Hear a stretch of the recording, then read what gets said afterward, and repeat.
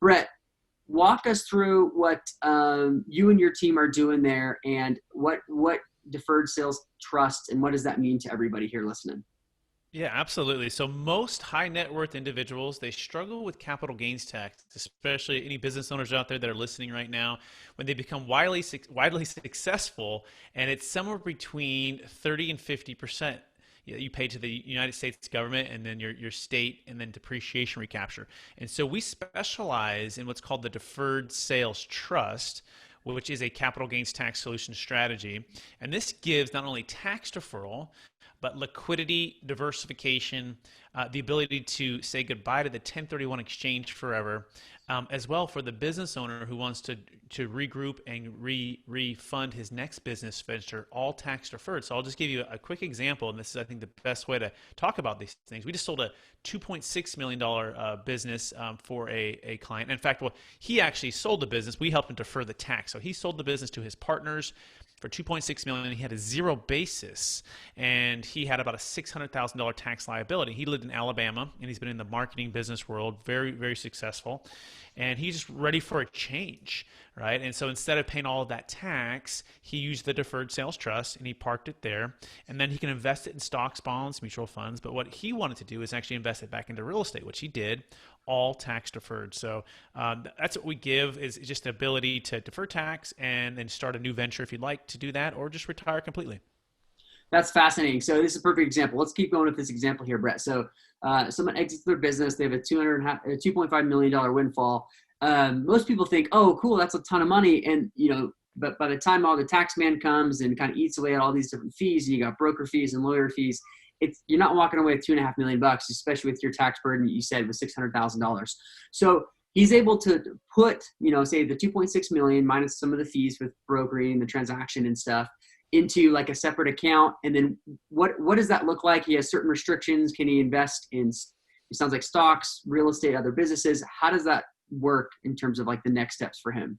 Yeah, that's a great question. So the IRS gives these tax incentives. They're called tax loopholes to incentivize the money to keep working, right? And so what they don't want to do is, for example, you and I sell a business and just take our money and just sit it in the bank, right? Or just take it and just spend it on boats and cars and our houses, because that doesn't necessarily incentivize the economy. I mean, that's kind of cool for us, right?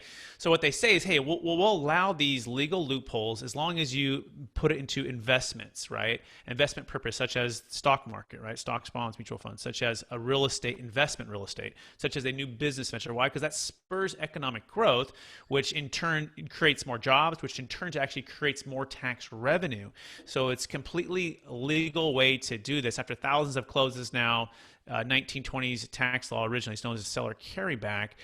We just have perfected it for this niche for the deferred sales trust. So it's really flexible. And what's nice about it is you can either receive income or not receive income. You can invest it again in real estate or not in real estate. And you can use it as kind of your funding source for your next business venture. So it just all depends on what your wealth plan is and what your vision is. And oftentimes it depends on what stage of life you're in.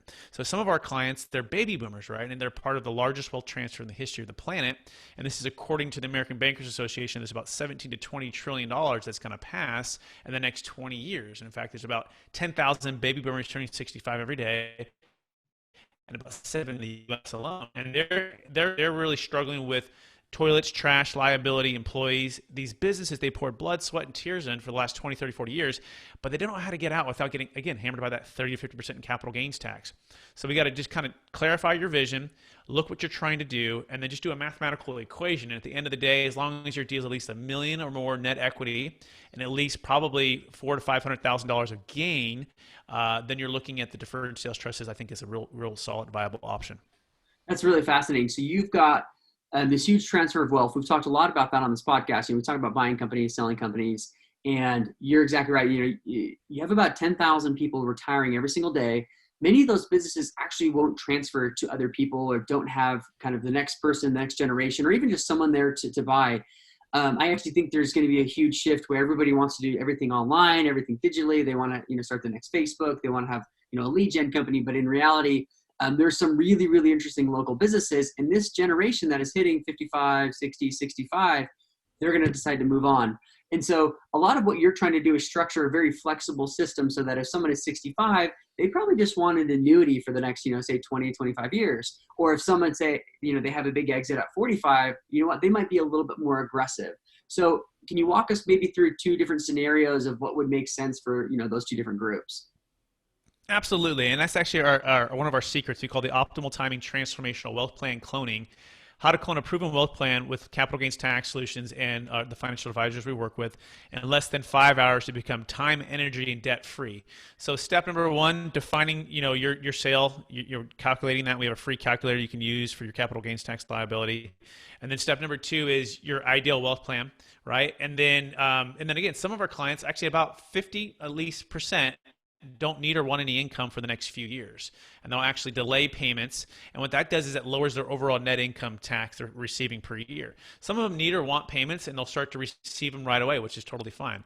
Now, if the principal is in place, let's say it's 2.6 million, and you earn about 8%, because what this is, just so everyone who understands this, what you're doing is you're saying, hey, I'm going to lend the 2.6 million to this trust, and it owes me all of that back plus interest rate, right? It's actually a promissory note. You're becoming the lender. And because you do it in that order, you are not taking what's called actual receipt of that cash. And so the tax isn't triggered today. So essentially you're delaying, you're deferring the capital gains tax. But in the meantime, hopefully it earns some interest. And most of the investments that it goes into, it'll earn some interest. And then you can live off that interest and pay ordinary income tax on that slowly based upon your needs. But most people, like you said, right, they don't necessarily need 2.6 million all in one year. In fact, that sends their tax bracket through the roof, and they get completely wiped out, right? They'd say, well, I'd like to have just an income stream passively and keep that extra 600,000 working for me, right? It's really just a mathematical equation at that point, unless you need a ton of cash right now. And so we're going to map that out, but realize you can shift it along the way. You might say, you know what, I actually do want to buy that cool boat, or I want to travel the world with my family for a couple of years. And okay, how much is that going to cost? Well, $250,000 or whatever. Okay, great. Let's just send that out. Now you're going to pay tax on that when you receive it, right? Because it's personal use. Hey, no problem, right? But in the meantime, instead of paying it all on 2.6, you're paying it, let's say, on 2.4, right, or 2.35. So it all just depends on what you want. It's your money. How do you want to receive it? We're going to be just that group to help you stay within the guardrails of the trust and to be as tax optimized as possible. And that's really the key. So hopefully that makes some sense.